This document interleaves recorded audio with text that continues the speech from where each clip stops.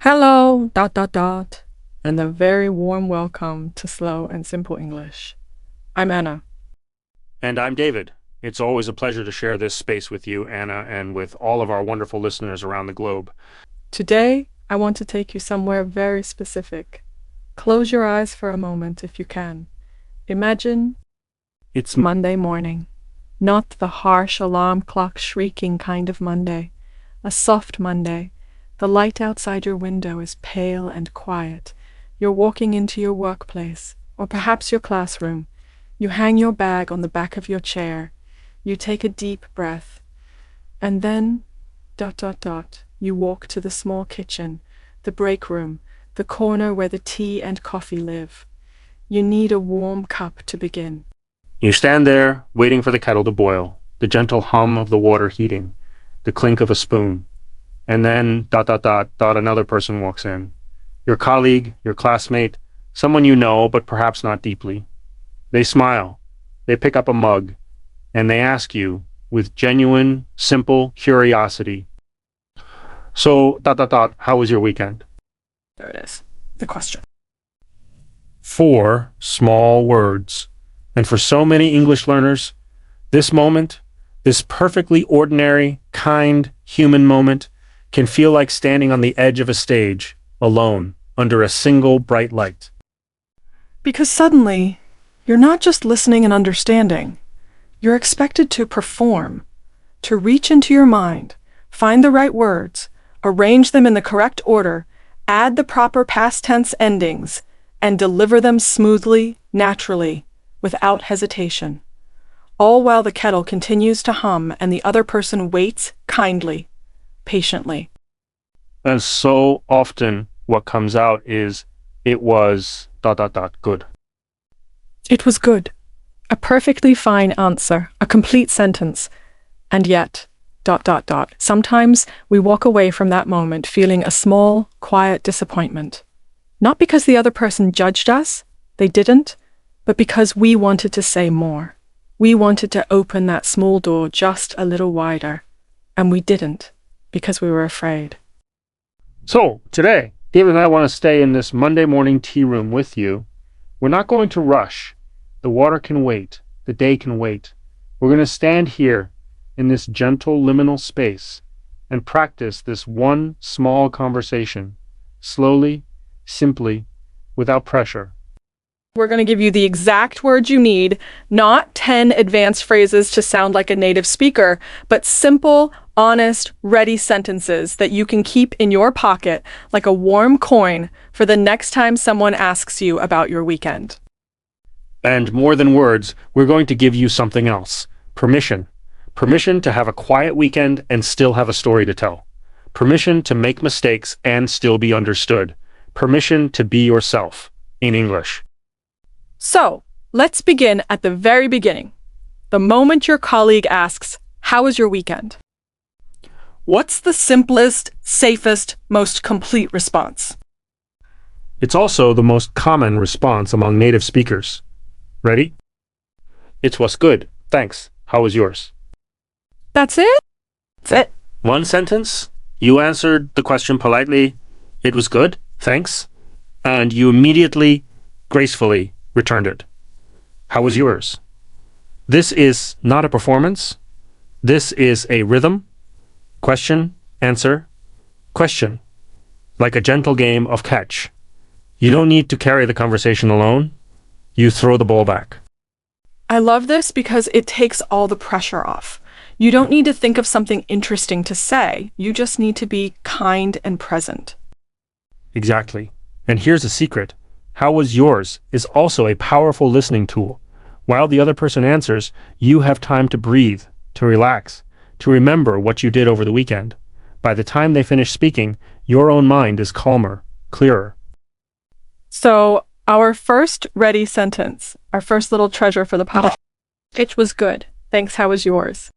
Practice it now, silently in your mind. Or if you're alone and comfortable, whisper it out loud. Feel how the words sit in your mouth. It was good, thanks. How was yours? It's not complicated. It's not advanced. It's just ... human. Okay, But what if you want to say more? What if the other person is someone you like, someone you trust, and you feel that small door opening and you want to step through just a little? Then you add one sentence. Just one. Not your whole weekend, not a detailed report, not a chronological narrative from Friday evening to Sunday night. One sentence. One small window. Can you show us? Of course. Let me give you 3 examples. 3 different kinds of weekends.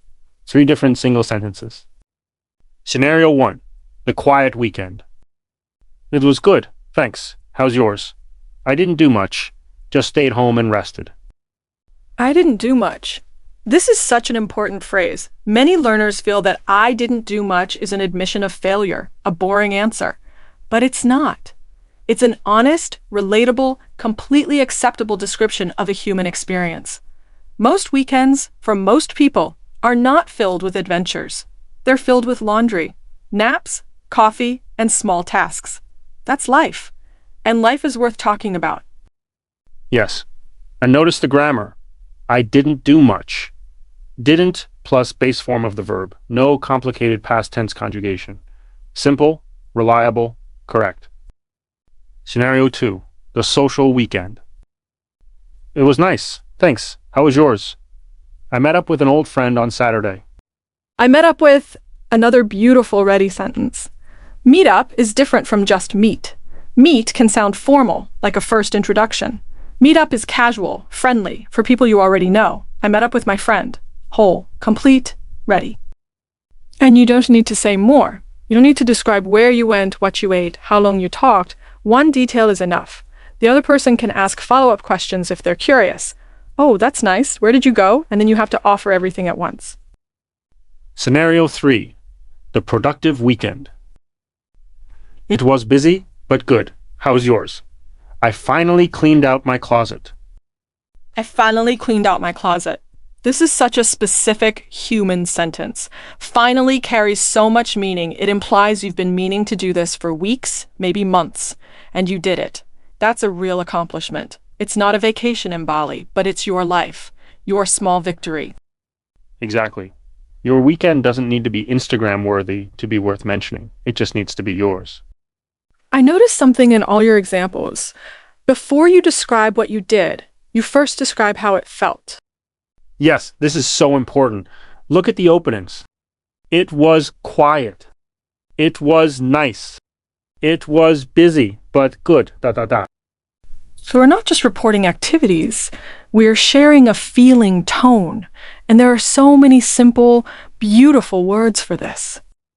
Relaxing, calm, lazy, slow, full, tiring, productive, fun, low-key. Low-key is a wonderful modern word. It means quiet, simple, not intense. My weekend was pretty low-key. I just cooked and watched movies. Perfectly natural, perfectly clear. Let's practice these feeling words together. Imagine your weekend. What word describes its overall mood? I'll go first. My weekend was ... gentle. Not exciting, not boring, just gentle. Now you, David. Mine was satisfying. I finished a small project I'd been avoiding. It felt good. See how easy that is?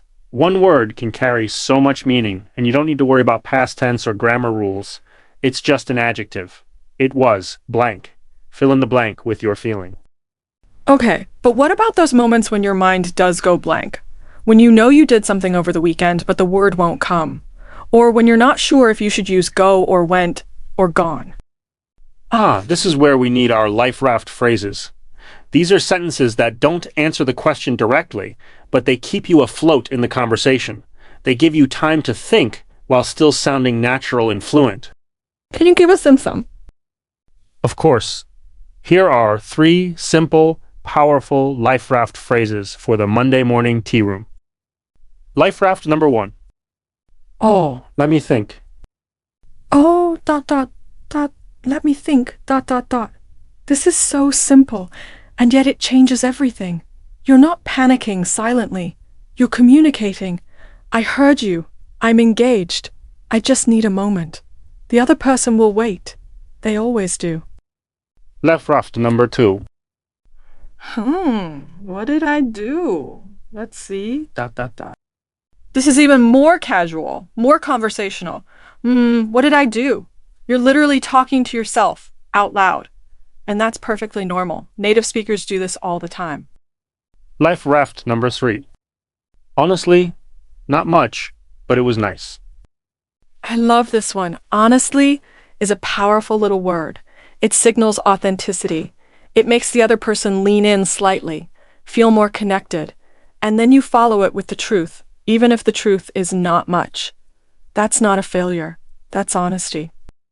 And while you're saying these life raft phrases, your brain is quietly working in the background, searching for the word, the memory, the simple sentence you need. The pressure is released. The word often arrives. I think it would be helpful to hear a complete, realistic conversation.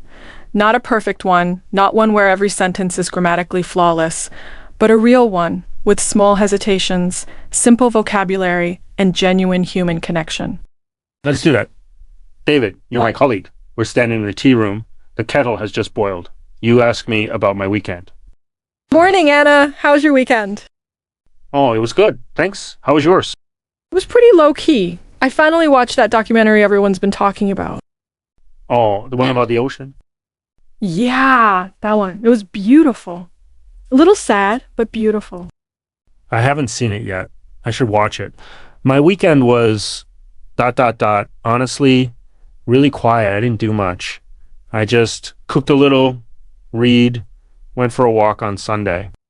That sounds perfect, actually. It was. I needed it. Anyway, how's your week looking so far? Busy, but good. We have that meeting on Wednesday. ... Did you notice I made a small grammatical mistake?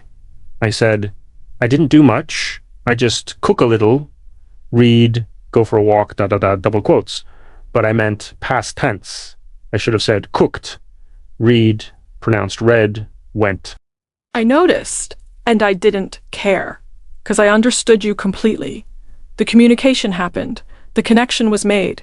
The small past tense error was like a tiny crack in a window. It didn't stop the light from coming through. This is the heart of everything we teach at Slow and Simple English. Perfection is not the goal. Connection is. Your listener is not a grammar checker. Your listener is a human being who wants to hear a small piece of your story. We've talked about quiet weekends, social weekends, productive weekends, but what about weekends that weren't good? What if someone asked, and you don't want to lie, but you also don't want to burden them with your difficult feelings? This is such an important question, and the answer is you can tell the truth gently. You don't need to perform happiness. Here are some kind, honest, appropriately brief responses.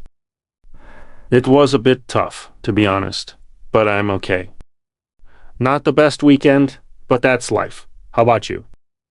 It was a little stressful. I'm glad it's Monday, actually. I'm glad it's Monday. That's such a human sentence. Not every weekend is a gift. Some weekends are heavy, and it's okay to acknowledge that, simply and quietly. Yes. And notice, none of these responses overshare. You're not dumping emotional weight on your colleague. You're just being honest, briefly, and then gently turning the conversation back to them. That's not weakness. That's emotional intelligence. So, as we begin to wrap up our time in this warm, imaginary tea room, let's give our listeners something concrete to take with them. Yes. Here is your gentle invitation, your small, achievable practice for this week. Before next Monday, prepare one sentence about your weekend. Just one. Not a paragraph, not a perfectly polished story. One sentence that describes something true about your weekend. It can be about what you did. I tried a new coffee shop. I called my mom. I finally fixed my bike. Or it can be about how you felt. I felt really tired, so I rested a lot. I was surprisingly productive. I felt a little lonely, to be honest. One sentence. Write it down. Practice saying it out loud, once or twice. Keep it in your pocket. And when someone asks you about your weekend, if you feel brave enough, offer it to them. And if you don't feel brave enough, that's okay too. You can still say, "It was good. Thanks. How was yours?" That sentence is always enough. Anna, as we finish our tea and prepare to step out of this quiet room and into the busy week ahead, what's the one thing you most want our listeners to remember? I want you to remember this. Your weekend is enough. It doesn't need to be exciting. It doesn't need to be photogenic. It doesn't need to be impressive. It just needs to be yours. If you stayed in bed until noon on Saturday, that's enough. If you did laundry and cried a little, that's enough. If you saw friends or if you saw no one, that's enough. If you accomplished nothing and it was exactly what you needed, that is more than enough. And you, the person describing that weekend in English, you are enough. You don't need more vocabulary. You don't need to sound like someone from a movie. You just need to show up, open your mouth, and offer your small, true sentence. The person asking you about your weekend is not judging your English. They are offering you a small door. You can step through it as much or as little as you want. So, this week, be brave, be honest, be simple. And if you make a mistake, smile. Say, let me try that again. Or don't. Keep going. The conversation is more important than the correction. The kettle has boiled. Our tea is steeped and ready. The Monday morning tea room is growing quiet as everyone returns to their desks. But this conversation doesn't have to end here. We carry it with us, into the afternoon, into the week ahead. We would love to hear your one sentence. What did you do this weekend? How did you feel? Share it with us on our website, on social media, in the comments. Your small story might be the exact encouragement another listener needs to share theirs. And if you're not ready to share publicly, share it with yourself. Open your voice memo app, press record, say, "This weekend, I ... double quotes, and let the words come slowly, simply, without judgment. That's not practice. That's not homework. That's just you speaking your life in English. And that is a beautiful thing.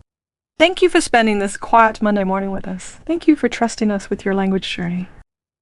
Be patient with yourself. Be kind to your voice. It has so much to say, even about a quiet weekend at home. Until next time, keep it slow, keep it simple, and keep sharing your small stories. Bye for now. Bye for now.